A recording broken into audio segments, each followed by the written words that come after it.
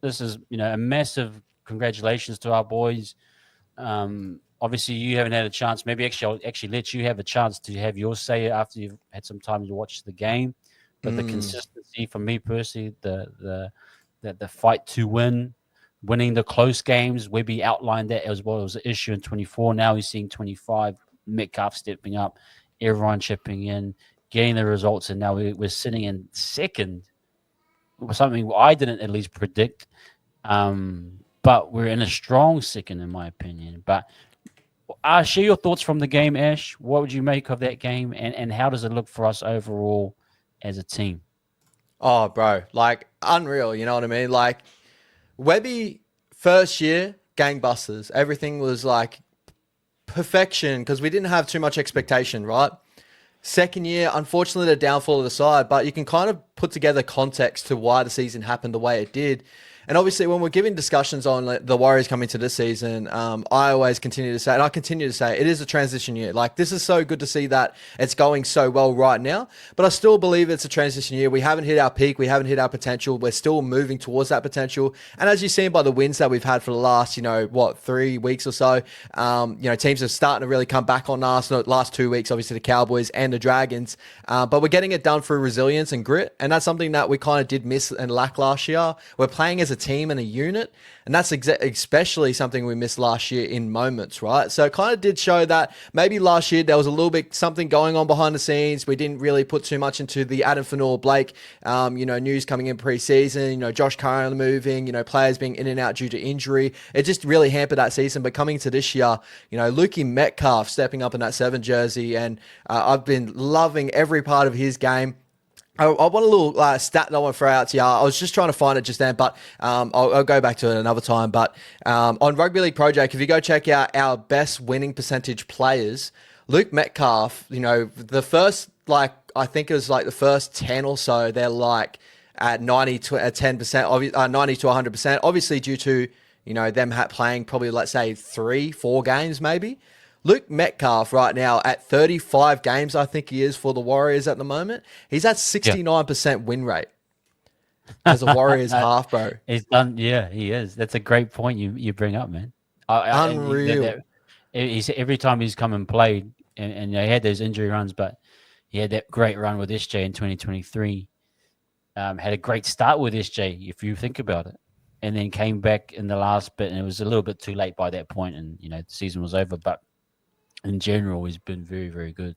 And another thing on that, it kind of shows that, Webby's dealt with now 3 different halves on the top of my head. I can't remember, 3 different players that have been in that 7 jersey. Tamade Martin, Sean Johnson, and Luke Metcalf, right? 2023, the best year of Sean Johnson's career, that a lot of people would say. I would say there's other, years that rival that year, but that was probably the most complete Sean Johnson we've ever seen.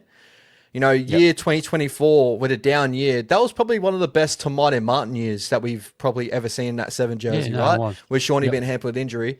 Now we're going into Luke Metcalf. Luke Metcalf's now tied 3rd for Daly M this year, and he's really growing into that role. I don't want to put so much onto Luke Metcalf and say, he's going to be the guy, he's going to be the potential, but, we're showing that, Webby, when he gets his hands into certain guys, they play their best footy under Andrew Webster. It's not just the halfbacks, but, you can see it across the whole team. Mitch Barnett's playing the best footy of his career. Aaron Clark's now playing the best footy of his career.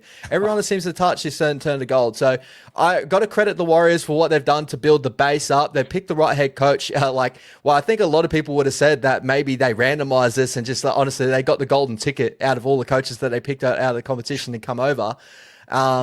And he's what he's doing right now, I've been very, very happy with. Again, I understand we're getting close wins here. When, the Cowboys game, the Cowboys came back on us. The Dragons game, they came back on us. But if you look at the whole league as in general, we saw the Cowboys almost come back and beat the Panthers the other night. I know the Panthers haven't been going too gangbusters this year, but, their discussions, I think we had that many comeback wins over the weekend as well.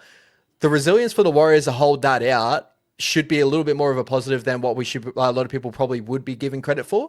And I'll just credit to the boys for what they're doing and instilling this belief and love for the jersey. Seeing Bunty Afar after the game with a screwed knee, bouncing up and down with a whole new chant, bro. And he's just the boys are getting behind him. They all. He really got an injury. Oh, bro, I was questioning that too. I was like, what's wrong with his knee? But how good, man, bro. I'm so happy to be a Warriors fan right now. Very hard out. I want to just sort of acknowledge HQ here and big up Waz HQ. I hope we play a full 80 minutes. I, I kind of get the feeling as I'm thinking about the NRL and the trends and big talking points over the weekend was these teams coming back and momentum is hard to stop. Mm. Do you think that actually we are playing a full 80, but there's just parts of the game you just cannot stop the opposition? Or is actually he's actually maybe HQ is actually right here, is actually that we're not actually playing a full 80 technically. Yeah. I'd make an argument to probably only 2 to 3 teams that have ever that are actually playing full 80-minute games this year, and they're at spots as well. So like you look at the Melbourne Storm. Yeah. They probably had they had that big smashing win over the Tigers over the weekend. That's an 80 minutes domination. You probably also say the Dogs, maybe that 80-minute game that they had against the Rabbitohs or the Sharkies. But they've even had games, with the Broncos where they've been completely flat. They started flat against the Canberra Raiders. So I kind of I don't hate it. I understand why people say it because I agree. You'd love to have a full 80 minutes of no heartache and no, we want to be professional and get out to these big leads. But just looking at the competition this year, I don't think we're going to see too much of like a team that is going to be an 80-minute performance type of side this year that the Penrith Panthers kind of were in those periods, right? So I think that's kind of a fallacy. It's good to see we're winning and we're finding the moments and the spots to win games. We got to continue to do that. But I also agree to you, Waz HQ, of the whole fact of like, we do need to kind of build on the back of, we can't be continuing to have these like real short games, these moments where it could go 50-50 either way. We need to start, finding other games too where we can blow teams out. But the Dragons, tough matchup. We know how tough it is to win over in Wynn Stadium. It's personally for Warriors. The Dragons coming off of a loss. Flano likes to get the teams back up of a loss the week after. So I think the boys did really well for a Dragons side that looked like it came back fairly strong towards the back half of the game. Yeah, and it's a good question, HQ. It's something to think about. But it's crazy that you can think that you can actually just play 40 minutes of football and still win a game in the NRL. That's how powerful momentum can be. But we want to be able to show that progress, and you bring it up here against the points differential gets better. Yeah, we definitely want to be able to. I think we're piling points on in chunks, but we want to show. It's not for me. It's not. I don't really want to win by 40, although that would be great. I want to see consistent wins, 13 plus that type of thing, but. I think we're doing quite well at the moment, personally. 100%. And there's a couple of factors to that, right? Like, so, some areas our goal kicking kind of would have pushed our push differential a little bit further out. But then again, that's going to swing by to by, right? But looking at both our losses, they've been our 2 losses of our season. Like they're the only 2 losses we've had. The Raiders game, obviously we all know that's the first game of the season. We were trying to figure things out. The Melbourne Storm game, tough. That was a tough one. But that blew our points differential out even more in that sort of sense. So, I could say rosy-colored glass and say if we take away those ones, our points differential will be absolutely incredible, but it just doesn't happen that way. But if you look at the rest of the competition, I think that we're kind of sitting in a really nice place. We found a really good style of football. We found our style. Where a lot of other teams are still trying to figure out what their style is. The Brisbane Broncos are in that phase at the moment where they're still trying to figure out what they are as a side. And I think we've figured out what we are and we can build off the back of that. And this is a great point too, Daniel, that points differential can be highly skewed. You can score 60 points in one game and you look amazing, but you might have lost 5 games straight. But your points differential still... And even like I was looking at the points table last night, and defensively, the Knights are one of the best teams in the comp, but they can't score any points. So you've got this massive kind of it's hard to read sometimes, and don't take it with a grain of salt. Points differential, but for me, I think that the thing you want to see is consistent wins of 13 plus. And another thing on that too is like when I was doing the stats, we'll see my stats a little bit later on in the show, guys. But when I was breaking down and crunching some numbers of just attack and defense of where teams are sitting in this competition.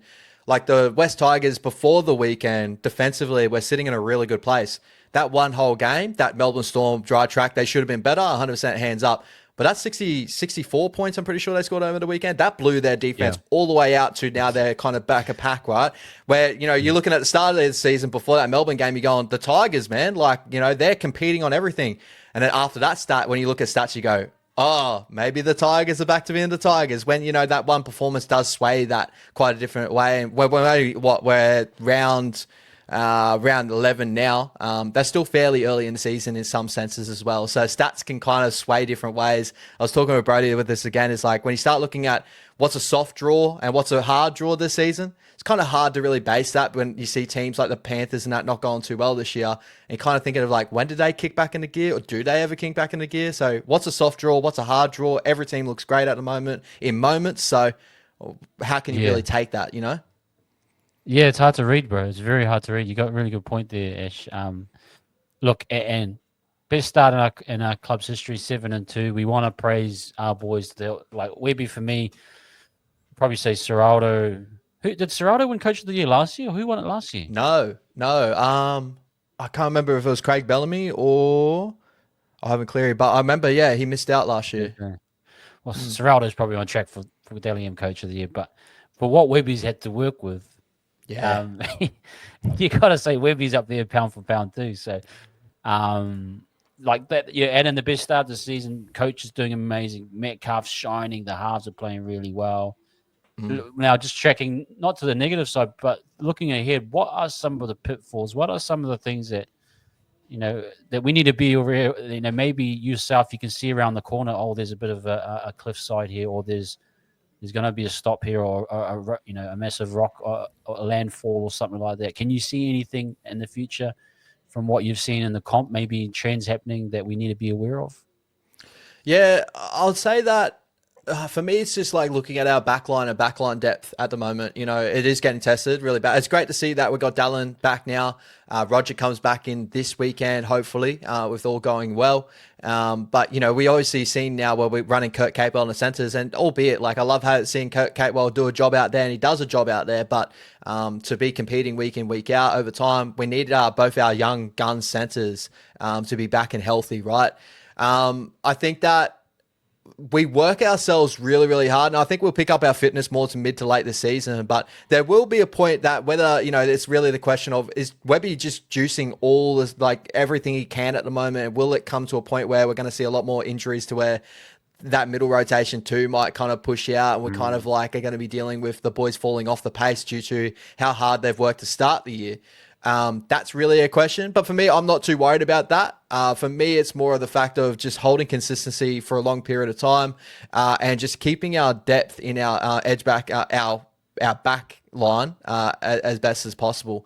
Because we've already been tested at the moment. The more it kind of continues to get tested, that's where we're going to start, dropping certain games over time. And we're already seeing defensively sometimes when players get pulled out of our lineup, it takes a little bit before players kind of step up in those moments as well. So, for me, that's probably the areas where I'm looking at that I'm like, yeah, we can definitely improve in those areas. I think, Webby's done a good job of, Lecker's been starting the last couple of weeks. He's been incredible in that edge back role position. Has been a revelation in some areas as well. Just those center wings positions, we'd love to have Ali fresh and ready to go, and Rocco fresh and ready to go. Yeah. And see how they play out. But that's where I'm at. I mean, it's times like this though. If you can bag the wins when you're a bit low, that back end when some of the guys start to come back is like exciting, because you got a bit of freshness. You got that potential again. You're feeling like your back five is ready to go for another run, and you start to have a big kind of downhill run towards the end of the year, and the back end of the club looks really good. Like the run looks really good. So yep. I think if you bag as many wins as you can in this time frame, no doubt will help later on. That's how I kind of see it, and everyone's stepping up again. Tane, got to give him massive credit for his run that he's had, and a few others as well. But yeah, what you got there, Ash? I think the only other thing too is like, I'll get to my statistics later on that, but I think the attacking side of things is we've seen moments of it clicking, which is great to see. And this is the time where it starts clicking into gear over time, right? And we don't want any injuries to really hamper our connection there and our halves and stuff. But that's the only other thing I could see is like our right side in moments just doesn't click as good as what our left side sweep does at times.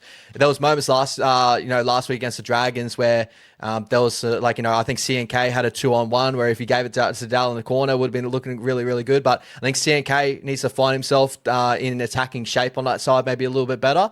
And that would probably throw up the argument for a lot of people of whether Tane goes into that fullback position mid to late this year. So we'll have to wait and see how that goes. But that's the only other pitfall that I look at, because I think defensively we've shown some really good signs. Our pressure's amazing. Like Phil Gould's come out and said that we're one of the hardest teams to play against this year because we win pressure sides, especially on our outside shape.